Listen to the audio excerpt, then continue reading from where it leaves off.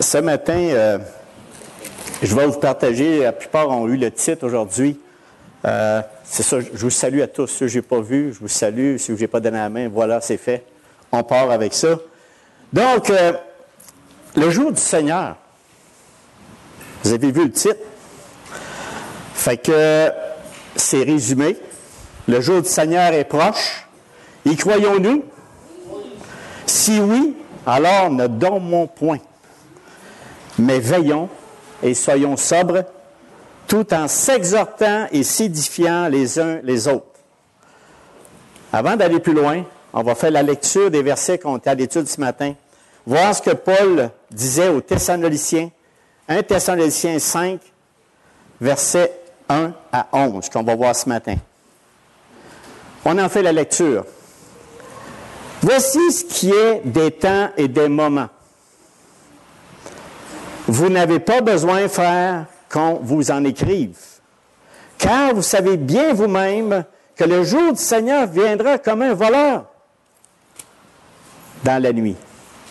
Quand les hommes diront paix et sûreté, alors une ruine soudaine les surprendra, comme les douleurs de l'enfantement surprennent la femme enceinte, et ils n'échapperont point. Mais vous, frères, vous n'êtes pas dans les ténèbres, pour que ce jour vous surprenne comme un voleur. Vous êtes tous des enfants de la lumière et des enfants du jour. Nous ne sommes point de la nuit et des ténèbres.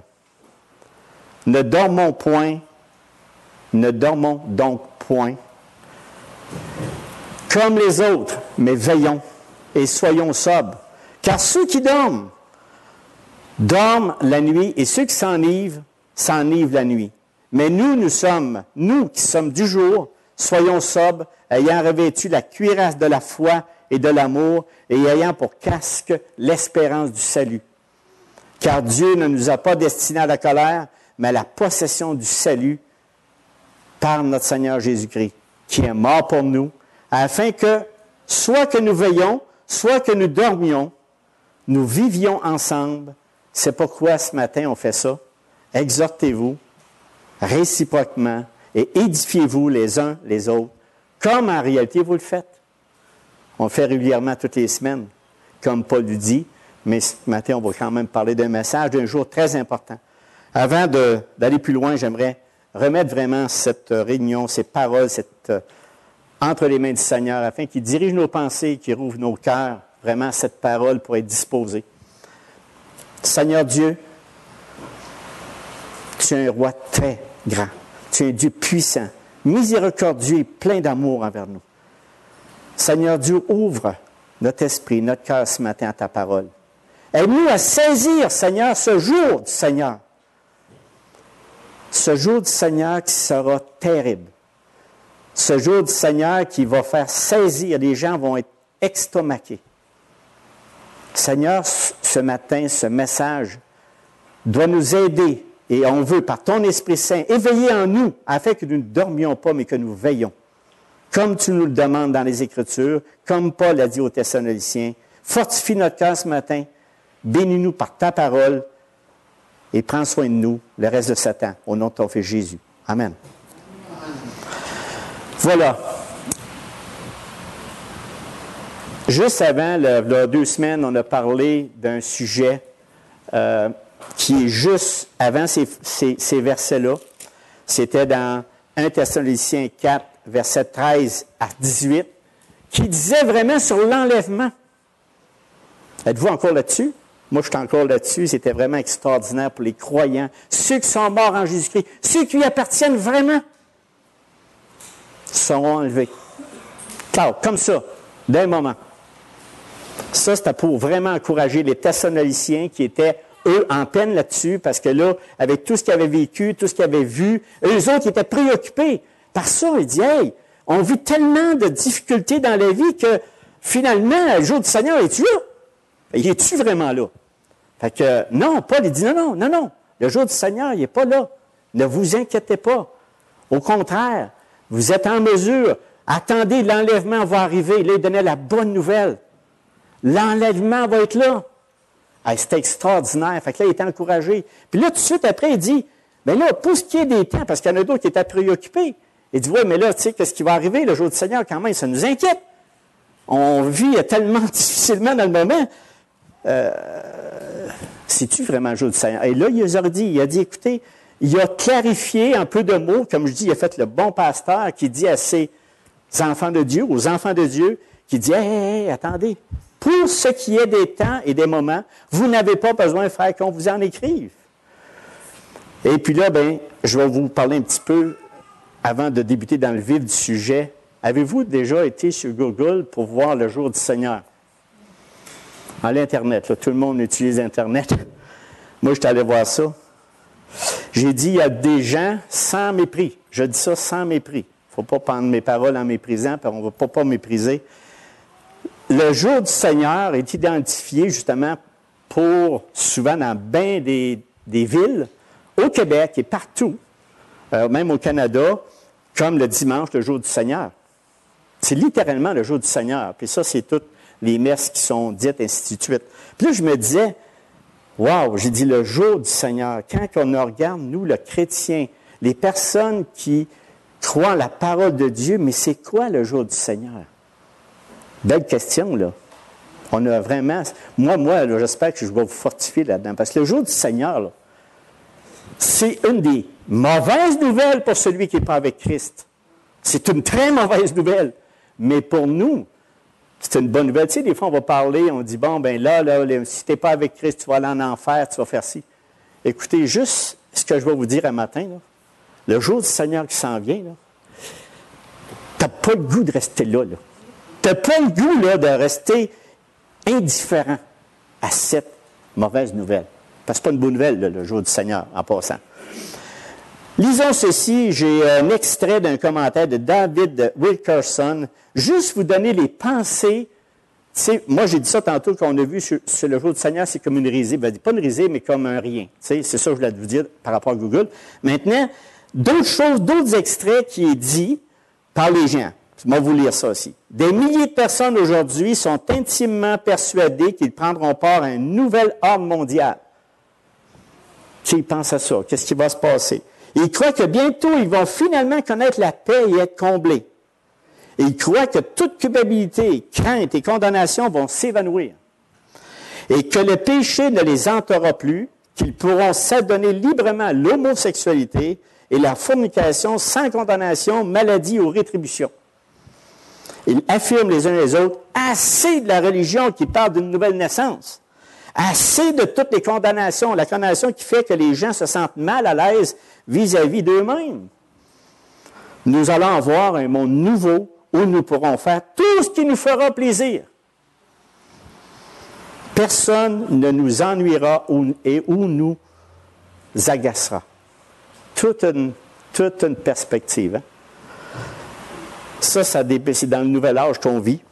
Et j'ai un autre extrait d'un livre d'Andricus Berkhoff qui a pour titre « Christ, le sens de l'histoire ». Notre génération est étouffée par la peur. Tout ce qu'on voit aux nouvelles dans le moment. Hey, vous n'avez pas à toutes les semaines, hein, il y a des tueries, là. 60, 70, 80, 90 personnes, puis on dirait que c'est lui qui va en faire le plus. Dans tous les pays du monde. C'est incroyable.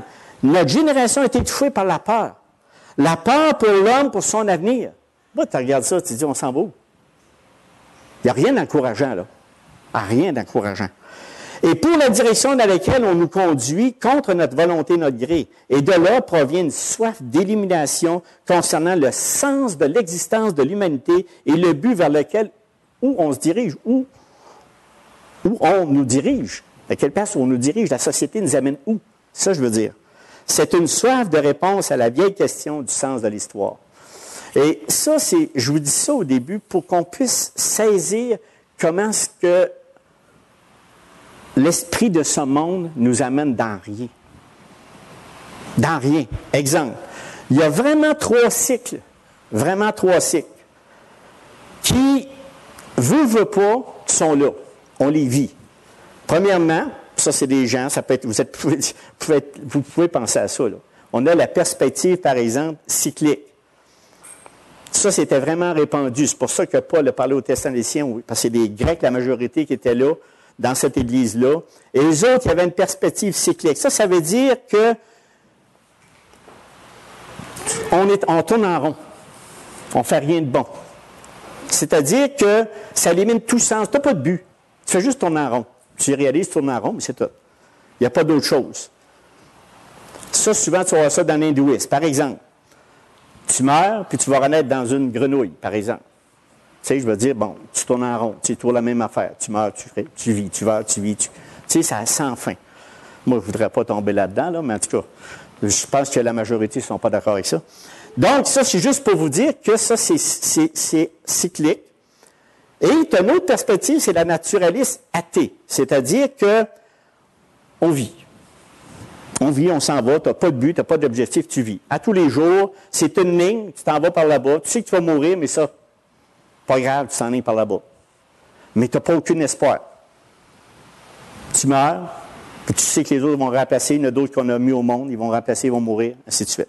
Ça, on appelle ça la naturaliste athée. Même Richard Dawkins, qui est il s'appelle Dawkins, c'est un défenseur du darwinisme. Je sais que c'est un peu plate ce que je suis en train de vous dire, mais c'est pas grave, c'est juste pour planter le clou. Non, mais c'est parce que c'est des choses qui sont peut-être niaiseuses. Mais comment arriver à comprendre le jour du Seigneur? Pourquoi que le jour du Seigneur arrive si on ne parle pas de ça?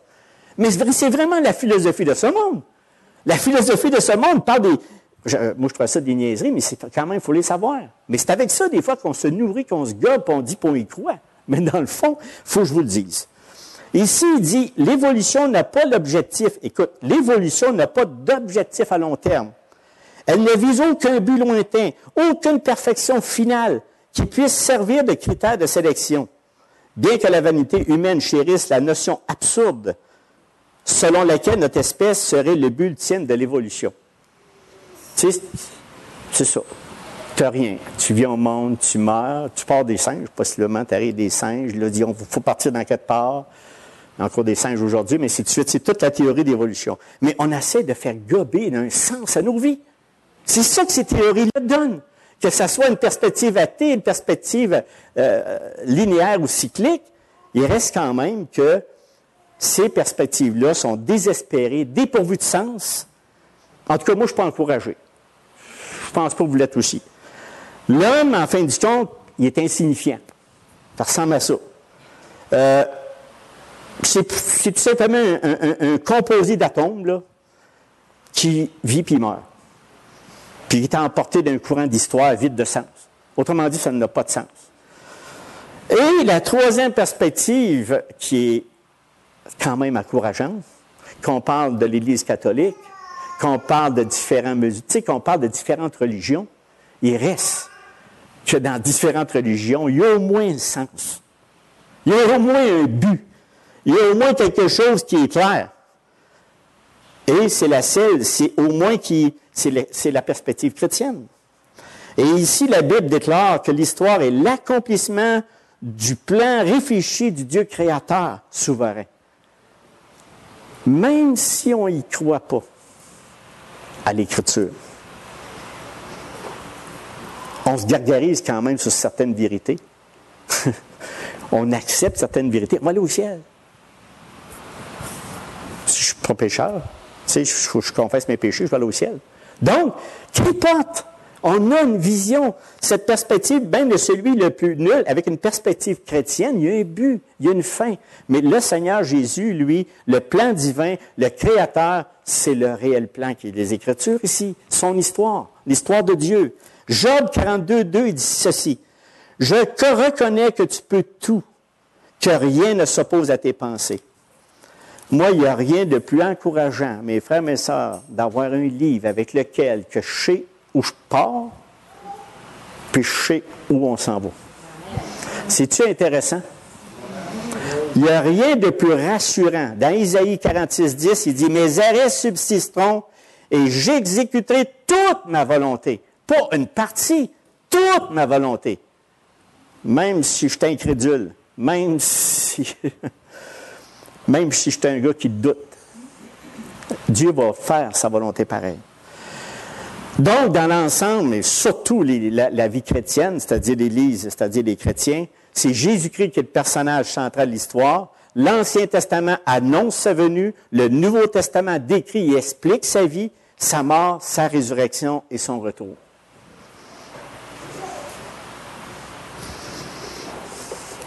Mais au travers de ça, pendant toute cette histoire-là, Dieu a annoncé dans son Écriture qu'il y aurait un jour du Seigneur. Au travers de ça. Une fin en quelque part. On y croit-tu? Il y a une fin. C'est parce qu'on ne tournera pas en rond toute notre vie, là. On ne sera pas toujours en ligne droite en ne sachant pas où est-ce qu'on s'en va. Non. Puis c'est pour ça que Paul a rassuré vraiment les Thessaloniciens. Hey, les gars, les femmes, en tout cas, les frères et sœurs, cassez-vous pas la tête, le jour du Seigneur va arriver. On ne sait pas le moment, on ne sait pas le temps, mais il va arriver. Soyez pas inquiets. Lui, il pensait que ça arrivait dans son temps, mais il n'est pas encore arrivé, ça fait 2 millions, mais ça va arriver. Êtes-vous convaincus que ça va arriver? Moi, j'y crois.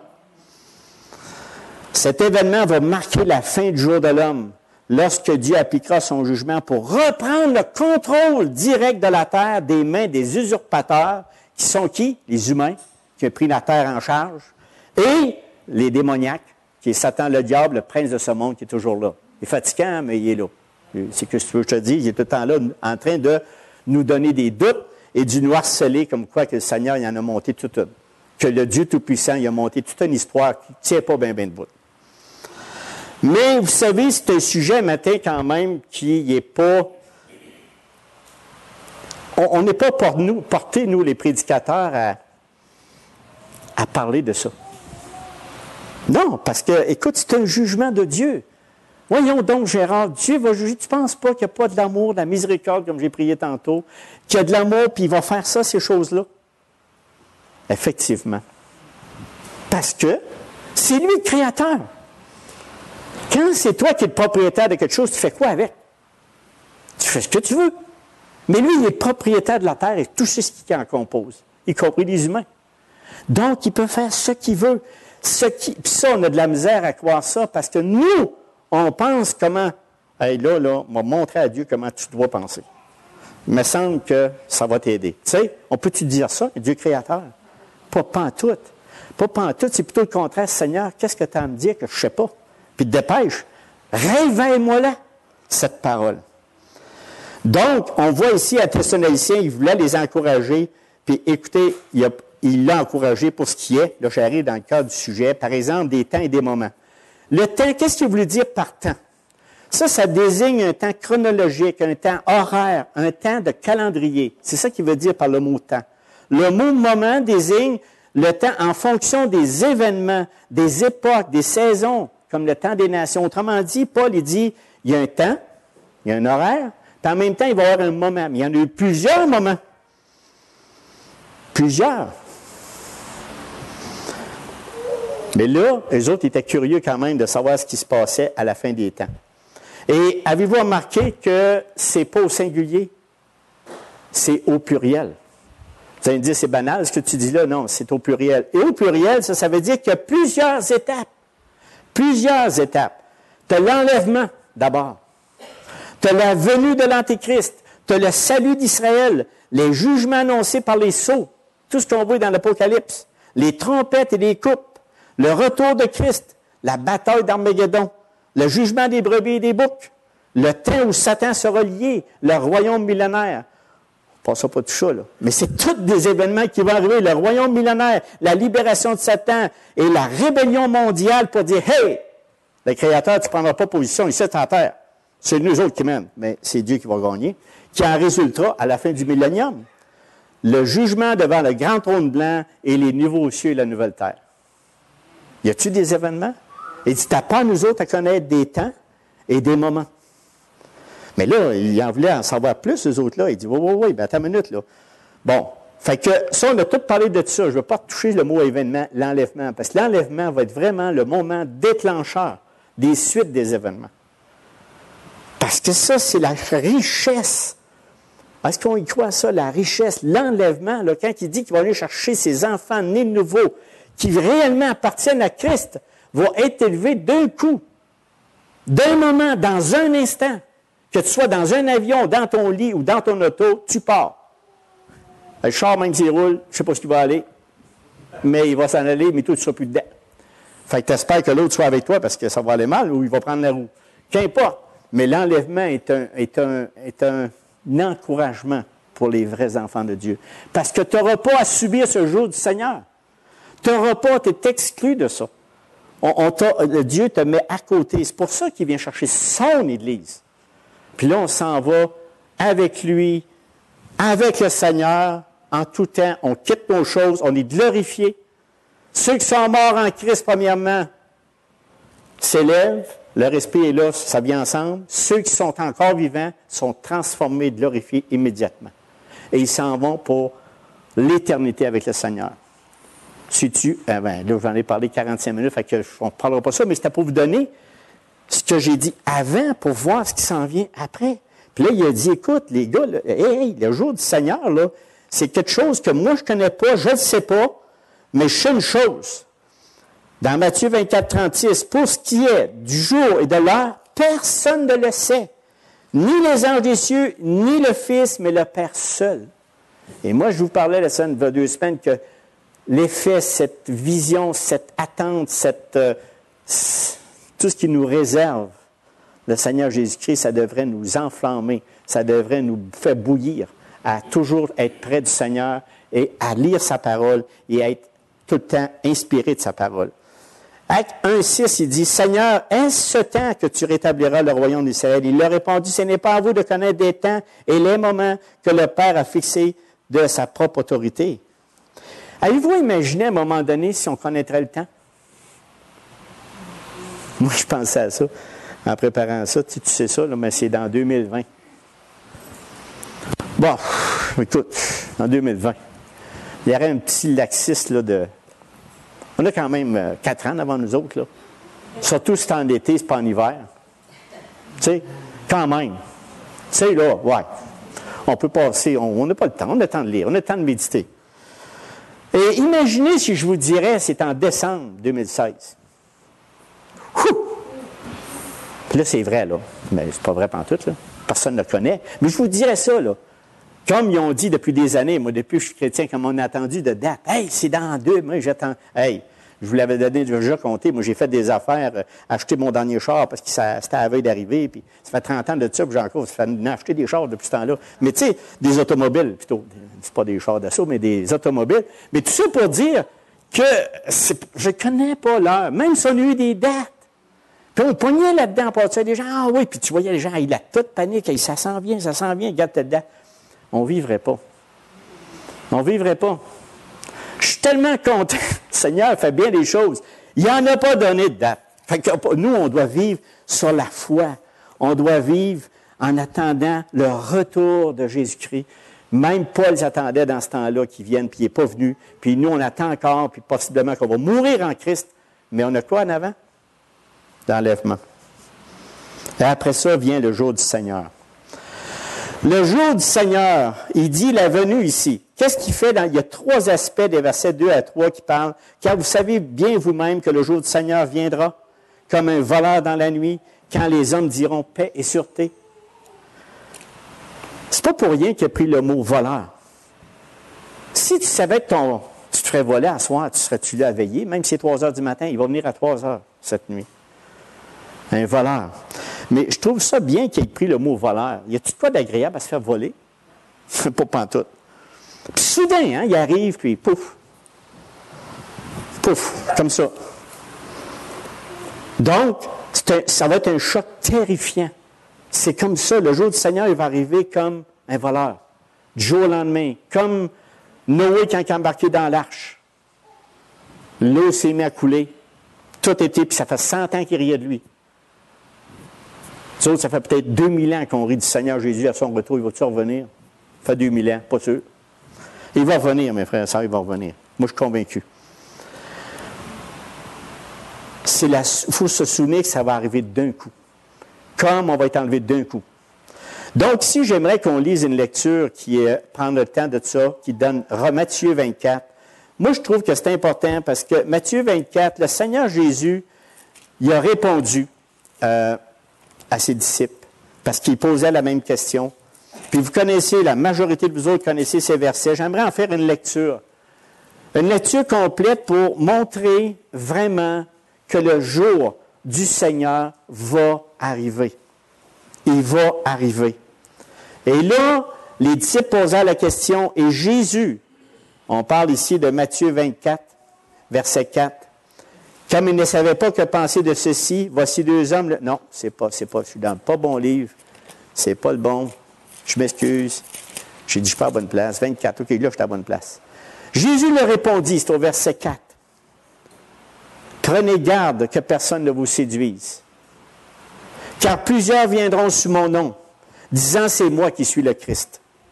Et ils séduiront beaucoup de gens. Moi, tous les versets que je vais vous lire, que je suis en train de vous lire, c'est des versets qui me font réfléchir constamment. Constamment. Tout le temps. Qu'est-ce qui se passe? Nous, on est des enfants de lumière. Paul le dit. Donc, si on est des enfants de lumière, on voit ce qui se passe. On le regarde. Ils séduiront beaucoup de gens. Vous entendrez parler de guerre et de bruit de guerre. On ne devrait pas être surpris de ce qui se passe. Gardez-vous d'être troublés. Même s'il y a des tueries, même si on saillit les uns des autres, même si on veut se détruire les uns des autres. C'est tout écrit. Car il faut que ces choses arrivent. Mais ça ne sera pas encore la fin. Une nation s'élèvera contre une nation et un royaume contre un royaume. Il y aura en divers lieux des famines et des tremblements de terre. C'est toutes des choses qu'on connaît déjà, on en voit, mais à petite échelle. C'est rien après l'enlèvement. C'est rien ce qu'on vit. On va être bien plus traumatisé que ça. Tout cela ne sera que le commencement des douleurs. Alors, on vous livrera au tourment, et l'un vous fera mourir, et vous serez haïs de toutes les nations à cause de mon nom. Alors aussi plusieurs succomberont, ils se trahiront, se haïront les uns les autres. Plusieurs faux prophètes s'élèveront, et ils séduiront beaucoup de gens. Et parce que l'iniquité sera accrue, l'amour du plus grand nombre se refroidira. Mais celui qui persévérera, jusqu'à la fin sera sauvé. Cette bonne nouvelle du royaume sera prêchée dans le monde entier pour servir de témoignage à toutes les nations. Alors viendra la fin. On a-tu besoin de veiller, d'écouter, d'entendre la parole de Dieu pour nous exhorter, nous encourager? Tous les jours, pas juste le dimanche. C'est pourquoi lorsque vous verrez l'abomination de la désolation, donc, on a parlé, le prophète Daniel, établi en lieu saint, que celui qui le fasse, qu'il y fasse attention. Alors que ceux qui seront en Judée fuient dans les montagnes, que celui qui sera sur le toit ne descende pas pour prendre ce qui est dans sa maison, et que celui qui sera dans les champs ne retourne pas en arrière pour prendre son manteau. Malheur aux femmes qui seront enceintes et à ceux qui allaitent en ces jours-là. Priez pour que votre fuite n'arrive pas en hiver, ni un jour de sabbat, car alors la détresse sera si grande qu'il n'y en en a point eu de pareil depuis le commencement du monde jusqu'à présent, et qu'il n'y en aura jamais, et qu'il n'en aura jamais.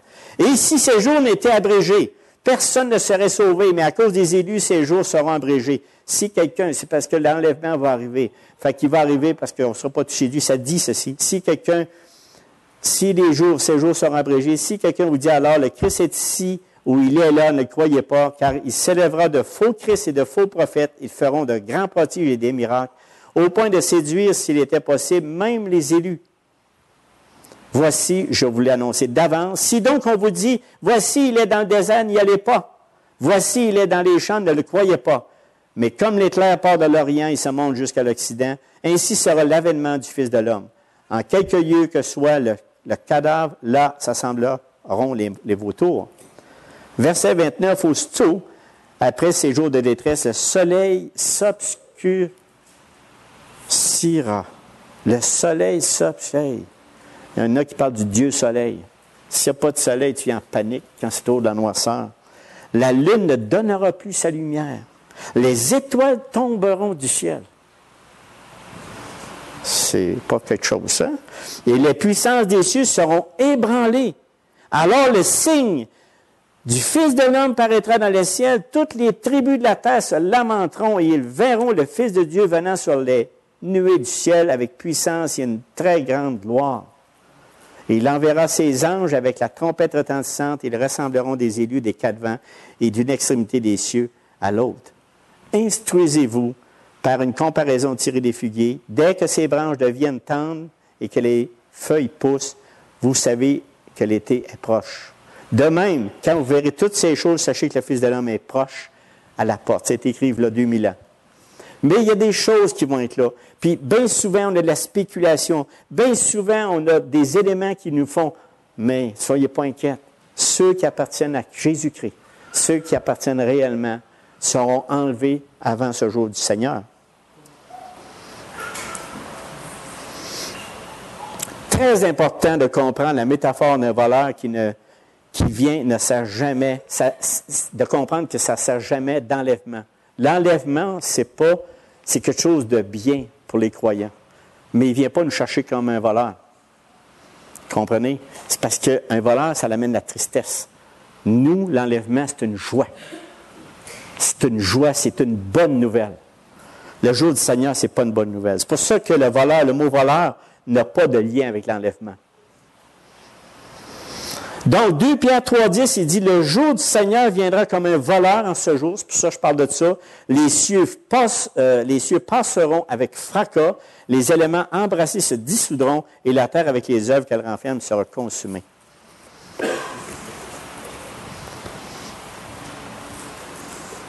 C'est extrêmement important de comprendre que le jour du Seigneur, il est mentionné, quand je dis ça, il y a au moins 19 fois dans l'Ancien Testament, donc c'est sérieux, 4 fois dans le Nouveau Testament. On utilise aussi le jour du Seigneur pour le jour de colère.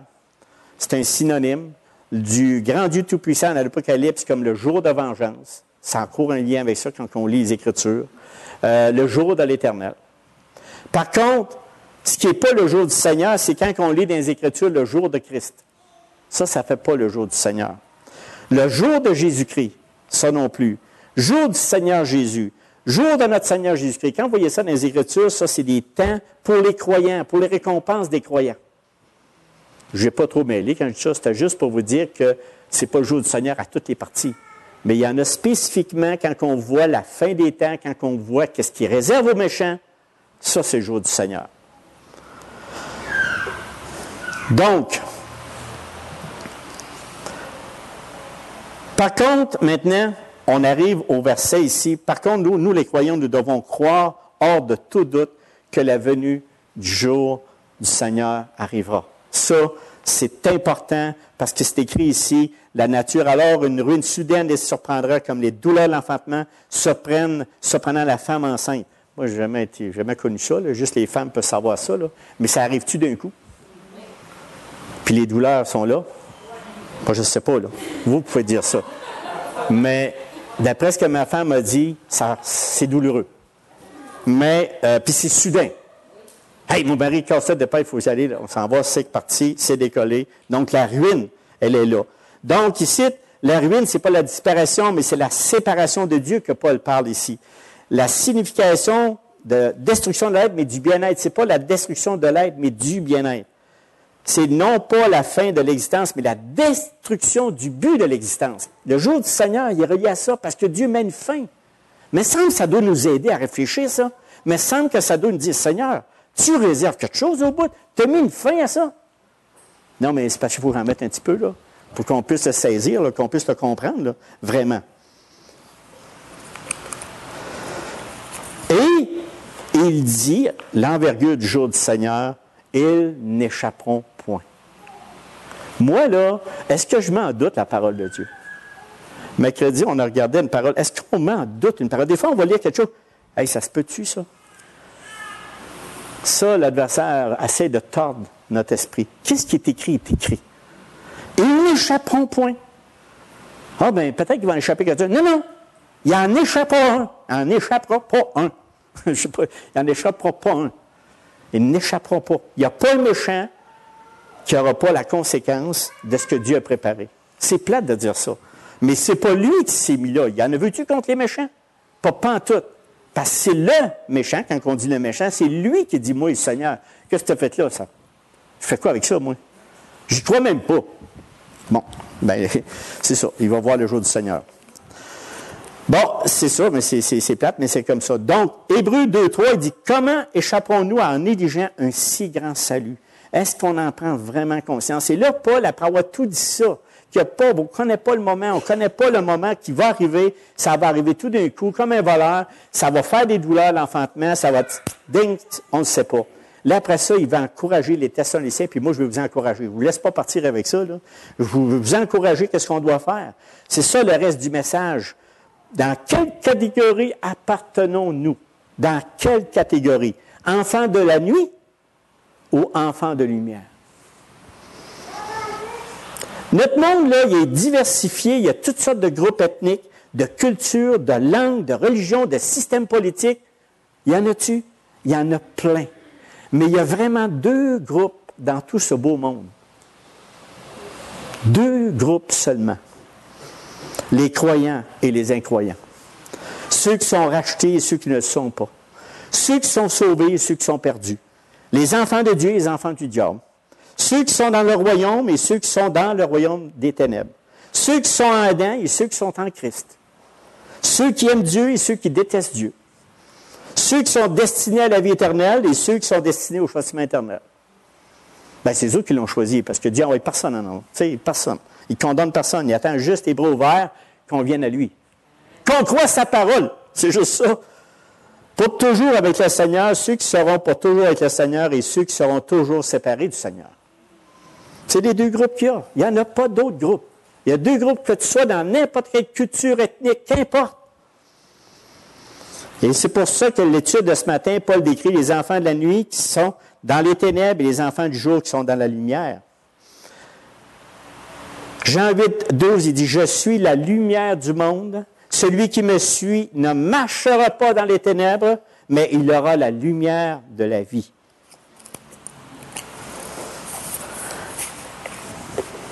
Trois caractéristiques qui me donnent, que je vais vous donner ici, des croyants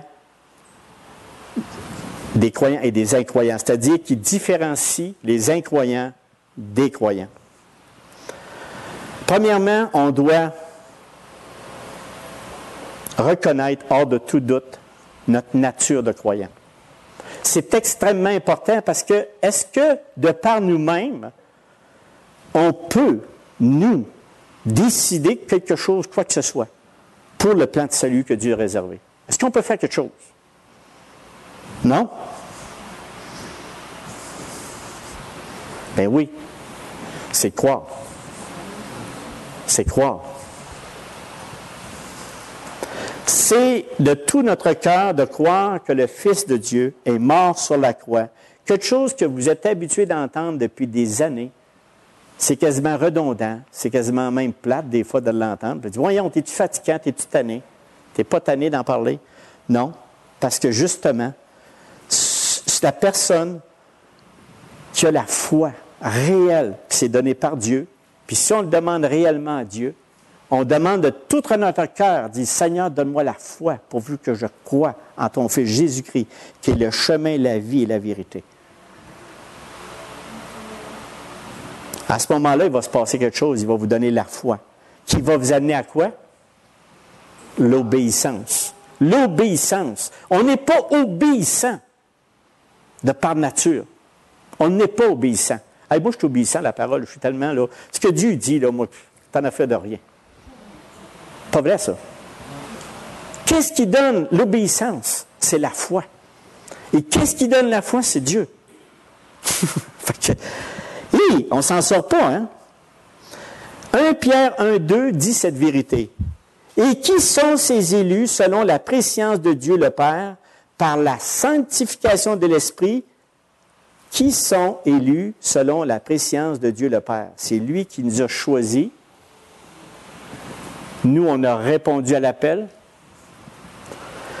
Il nous a justifiés par son Fils Jésus-Christ parce qu'on croit en son Fils Jésus-Christ. Et à partir de là, ce que Pierre dit, il dit, par la sanctification de l'Esprit, là, tous les jours, il travaille sur votre sanctification.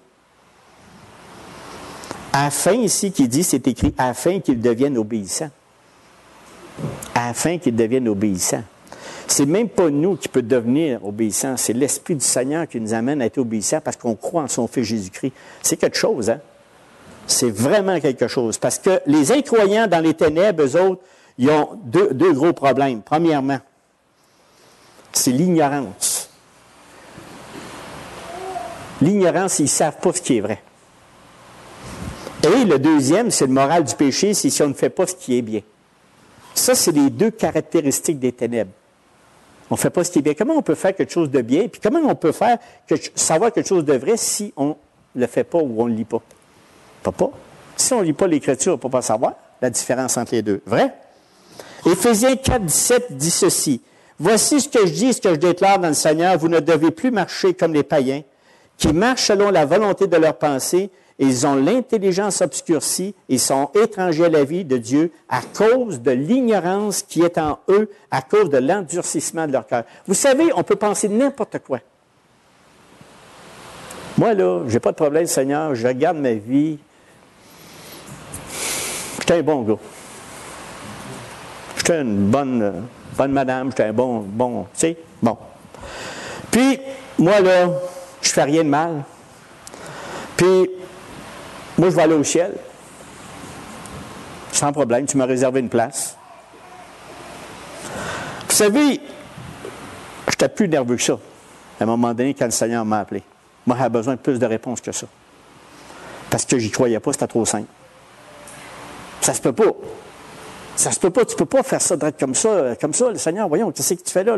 La nature du croyant, ce que Paul dit ici. Mais vous, frères, vous n'êtes pas dans les ténèbres, mais pour ce qui est du jour, pour ce que ce jour vous surprenne comme un voleur. Vous êtes tous des enfants de la lumière, des enfants du jour. Nous ne sommes point de la nuit ni des ténèbres. Comment, moi, je peux voir la lumière? Comment je peux voir cette lumière-là? Moi, ce que je me rends compte, le jour où Dieu m'a visité, c'est de donner cette lumière-là, de voir la vérité, voir ce qui est vrai et voir ce qui est faux. Mais moi, je peux te péter des cartoons, là. Je peux vraiment, quand je dis je peux le faire un scénario extraordinaire pour moi. Mais ça, c'est moi qui le dis. Mais si la parole ne dit pas ça, ça va vraiment pas bien pour moi. Même Nicodème, il se posait la question, puis Jésus a dit, et ce jugement, c'est que la lumière étant venue dans le monde, les hommes ont préféré les ténèbres et la lumière parce que leurs œuvres étaient mauvaises. Car quiconque fait le mal est la lumière et ne vient pas à la lumière de peur que ses œuvres ne soient dévoilées. Parce que nous, à l'heure actuelle, quand on pense que nos propres œuvres peuvent être bonnes devant Dieu et agréées devant Dieu, on se séduit nous-mêmes. On est bien mieux de regarder qui on est. Pour ce que Paul dit ici aux Thessaloniciens, regardez votre nature, la nature de ce que vous êtes. Est-ce que vous êtes vraiment Jésus-Christ? Est-ce que vous avez vraiment remis votre vie en lui? Si c'est le cas, vous allez voir la lumière de Jésus. Parce qu'il est la lumière. Jean 8, 12 dit, « Je suis la lumière du monde. Celui qui me suit ne marchera pas dans les ténèbres, mais il aura la lumière de la vie. » Est-ce qu'on a cette pleine conviction que nous sommes réellement des enfants de lumière? Si oui, nous ne connaîtrons pas le jour du Seigneur. C'est pas une bonne motivation, ça? Non, mais ça en est une certaine. Et là, ensuite, Paul, dans les autres versets, il dit, « Ne dormons donc point. » Ça, c'est la conduite des croyants. « Ne dormons donc point comme les autres, mais veillons et soyons sobres. Car ceux qui dorment, dorment la nuit, et ceux qui s'enivrent la nuit. Mais nous sommes du jour. Soyez sobres, ayant revêtu la cuirasse de la foi et de l'amour, ayant pour casque l'espérance du salut. » Ce que les gens sont détermine ce qu'ils font. Voulez-vous que je répète? Ce que les gens sont détermine ce qu'ils font. Et ici, quand Paul dit il y a un lien entre la nature de ce qu'on est et la conduite qu'on doit avoir, c'est ça que lui dit aux Thessaloniciens, il y a un donc. Ces deux-là sont liés. Il faut prendre conscience de notre nature, de qui on est en Jésus-Christ. Et l'autre, c'est notre conduite. Elle est importante, la conduite. Pas grave. Le Seigneur, il va nous sanctifier à chaque jour, puis écoute, j'y me sens entre les mains, puis j'ai rien à faire, puis tout va bien. Vraiment. Ne vous laissez pas séduire. Veillons. Ça veut dire, prenons le temps de rester éveillés, vigilants, sobres. Il dit aux Thessaloniciens, « Hey, continuez à vous abreuver de cette parole. Continuez à vous alimenter. Vraiment, Seigneur Jésus, ayez les yeux fixés sur lui, constamment. Ne vous relâchez pas. Ne vous relâchez pas. » C'est la même chose pour nous aujourd'hui, la même affaire, c'est le même message. On vit dans un monde qui ne connaît pas Dieu, qui dit « je crois en Dieu », mais qui ne croit pas Dieu. Il ne croit pas Dieu. Il ne croit pas que Dieu va le faire. Il ne croit pas que Dieu, il ne peut pas faire ça le jour du Seigneur. Il va le faire. Romains 12, 13 plutôt, verset 12, il dit, « La nuit est avancée, le jour approche, mes frères et mes sœurs. Dépouillons-nous donc des œuvres des ténèbres et revêtons les armes de la lumière. Marchons honnêtement, comme en plein jour, pareil comme ça arriverait demain. Loin des orgies, de l'ivrognerie, de la luxure et de la débauche et des querelles et des jalousies. Mais revêtez-vous du Seigneur Jésus-Christ, n'ayant pas soin de la chair pour en satisfaire les convoitises. » Et là, je lis ça, je dis, « Ah ouais, mais t'as pas de problème, il n'y a pas d'orgie, nous autres, là, dans l'ivrognerie, oublie ça, moi j'ai le contrôle là-dessus. La luxure, voyons, ça n'a pas ça, nous autres. La débauche, il n'y a rien là. Les querelles et des jalousies. Ça, là, on n'a pas de misère. On n'a pas de misère. Les querelles, le Satan, le diable est toujours là pour nous donner du trouble. Puis, normalement, quand il se passe des petites querelles, la plupart du temps, c'est toujours un doigt qui est fixé sur l'autre, puis tu en as une copule vers toi. Vous savez que le plus gros problème vient de nous. Bien rare les autres. Tu peux avoir, hein? Tu n'as jamais un problème avec d'une personne. À lui, c'est lui qui m'a mis dans ce trouble-là, puis c'est lui. C'est vraiment lui. Moi, là, je suis correct. Je suis vraiment correct. Seigneur, tu le sais, hein? Mais vous savez, on peut avoir raison. On peut pas avoir tort. L'autre peut avoir tort. Mais ce n'est pas important. C'est que si on est saisi par l'Esprit de Dieu, puis on est saisi, puis on comprend ce plan-là, on dit, Seigneur, ne me laisse pas entraîner par ça. Ne me laisse pas éloigner de ton Fils Jésus-Christ à cause de ça. Ne me laisse pas éloigner de mes frères, de mes sœurs avec qui j'ai une communion. Ne laisse pas monter cette amertume dans mon cœur au point que je vais voir ce jour-là arriver, mais il va y avoir l'enlèvement avant. Donc, réveillons et soyons sobres, attachons-nous à la foi, à l'amour et à l'espérance de ce jour qui va arriver. Restez fermes. Celui qui est sobre manifeste de la maîtrise de soi. Il est prêt à pardonner même s'il n'a pas tort. C'est tout. C'est simple. Le grand responsable de nos problèmes, c'est nous-mêmes. Souvent, on rend captifs les autres, toutes ces choses-là à cause de nous. Mettons notre cœur devant le Seigneur. Répandons-lui nos soucis, nos problèmes, nos frustrations, notre amertume. Puis surtout, quand on a fait le cas de notre voisin qui est notre prochain, après ça, on dit, « Ah, ben là, j'en ai pas trouvé. » Pareil comme Adam a fait, c'est toi, Ève, qui me l'a passé la pomme, en tout cas. Tout ça pour dire, après, t'accuser l'autre. Non seulement t'accuses les autres, mais après ça, quand tu as fait ton problème, là, t'accuses Dieu. Tu dis, ben Dieu, c'est à cause de toi que moi, je ne crois pas, là. Ben oui, c'est sûr. Tu as toujours quelqu'un à accuser. Mais non, c'est ça que Paul dit. Être sobre, c'est d'être vigilant. Ne soyons pas négligents et non préparés, mais soyons prêts, étant spirituellement vigilants, fermes dans la foi, courageux, forts, attendant calmement mais joyeusement ce jour à venir. En outre, faisons tout cela parce que nous sommes du jour et non de la nuit. Et la cuirasse de la foi et d'amour et le casque d'espérance, ça permet vraiment aux chrétiens de rester solides et de refuter les ruses du diable et les esprits méchants. Et ne soupçonnons pas, mes frères et mes sœurs, la capacité de l'adversaire. Il est un rusé qui connaît les Écritures puis il sait comment vous manipuler. La foi, l'amour et l'espérance forment vraiment la triade suprême des vertus chrétiennes. La foi constitue une protection contre la tentation parce que tout péché découle d'un manque de confiance en Dieu. La comprenez-vous, celle-là? Tout péché découle d'un manque de confiance en Dieu. Et je m'explique, je vous donne des exemples. L'inquiétude est le fait de ne pas croire que Dieu usera d'amour envers son peuple. C'en est une. Le mensonge, ça remplace les desseins souverains de Dieu par les plans égoïstes de l'homme. Le péché, là, tu sais, des fois, on dit, bon, ben là, on va prendre la Bible, mais ça n'est ça. L'adultère ni la sagesse de Dieu qui a institué le mariage monogame. Même, je vous dirais, le péché, là, on a des tentations. On parlait de ça mercredi, les tentations. Le Seigneur a été tenté 3 fois. Le Seigneur nous a donné un exemple extraordinaire dans les Écritures pour nous dire qu'est-ce que nous, on passerait. Et vous savez, là, quand on est tenté, là, bien souvent, on va dire, Dieu, je suis capable de m'organiser avec ça, moi, tout seul. Tu n'as pas besoin d'intervenir, moi, m'arranger avec ça, moi. Casse pas ta tête, tu vas pécher. Tu es sûr que tu vas pécher. Parce que tu n'as pas pris la puissance de l'air, tu n'as pas pris le Dieu Tout-Puissant pour t'éviter à tomber dans le piège. C'est parce que tu prends en main ce que Dieu seul peut t'enlever. Ça comprenez-vous? Pas compliqué, là. Mais, vous savez, avec la joie quand même, avec le Seigneur Jésus, ça ne nous empêche pas qu'on va pécher, on va être tenté, puis on va pécher. Mais Dieu, quand on se repent et on remet notre vie en Jésus-Christ, il nous relève toujours de nos souillures. Donc, la foi est une cuirasse impénétrable, offrant une protection sûre contre la tentation. Mais pour la revêtir, les croyants doivent étudier, méditer la richesse et la profondeur de la nature de Dieu, telle que révélée dans l'Écriture, et ensuite traduire cette connaissance en action. C'est pas tout de lire, c'est pas tout de regarder. Ah, oh, Seigneur, c'est fun, hein? Puis là, tu t'en vas, tu fais rien.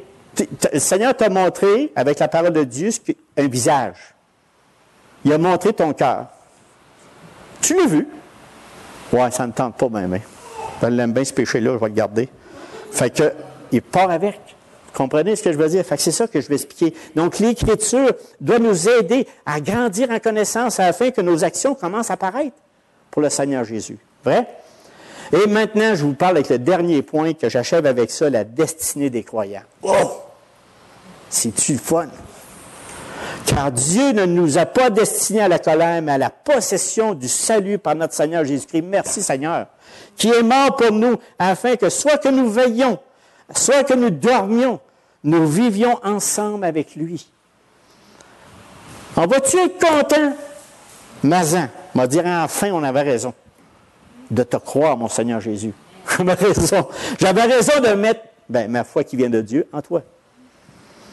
C'est pourquoi exhortez-vous réciproquement, édifiez-vous les uns les autres comme en réalité vous le faites. Vous le faites, mes frères et sœurs. On est là pour ça. On est là pour s'entretenir. Vous avez pris du temps le matin. Vous auriez pu faire n'importe quoi le matin, là. Aller déjeuner, n'importe quoi. Vous avez pris quelques heures, 1 heure dans votre vie, 2 heures, pour venir vous ressourcer dans la parole de Dieu. Mais là, c'est merveilleux. Hein? Non? C'est merveilleux. Donc, c'est extraordinaire. C'est avec ça qu'on se maintient. C'est avec ça qu'on garde la foi. Le Seigneur nous fait comprendre son plan divin et nous avons seulement le besoin de croire. La possession du salut par notre Seigneur Jésus-Christ. En croyant sans l'ombre d'un doute que Jésus-Christ est le Fils de Dieu et qu'il est le seul chemin, la vérité et la vie, et que c'est seulement par lui que nous pouvons être sauvés, et il nous justifie, il nous sanctifie, et puis il nous va nous glorifier. Wow! Savez-vous ce qu'il nous reste à faire? Écoute et crois. Écoute et crois. J'ai écouté une prédication dernièrement, puis je trouvais ça très intéressant parce qu'il a fini avec ça. Puis je voulais finir avec ça. Écoute et crois. Hey, je dis, c'est bien simple. Ah oui, écoute et crois. C'est drôle que le petit bout qui met ça, écoute, mais maintenant il te reste à croire. Mes frères et sœurs, croyez-vous à cette nouvelle? Croyez-vous au jour du Seigneur? Croyez-vous à tous ces éléments que le Seigneur a écrits? Si oui, cassez-vous pas la tête, vous ne verrez pas le jour du Seigneur. On ferme ça avec ça en priant. Ça va? Merci Seigneur de ton amour, de ta grandeur, de ta bonté, de ta miséricorde, de ta force Seigneur. Tu es le seul être vivant, le créateur de tout l'univers qui peut nous amener vraiment à la fin de toute chose. C'est toi qui vas nous amener dans ton royaume. C'est toi qui vas nous amener avec toi. Tout ce qu'on a à faire, Seigneur, c'est de croire ta parole de Dieu, de croire ta parole au complet, de ce que tu as fait, de croire au sacrifice de Jésus-Christ. Et Seigneur, merci ce que tu fais dans nos vies. On n'en prend même pas assez conscience. À tous les jours, tu nous aides à combattre, tu nous aides à enlever les tentations, tu nous aides à avancer pas par pas afin d'être avec toi un jour. Merci pour ta parole, merci pour ton Fils Jésus-Christ. Puis on te remet tout entre tes mains. Bénis mes frères et sœurs pour le reste de cette journée et le reste de la semaine au nom de ton Fils Jésus. Amen.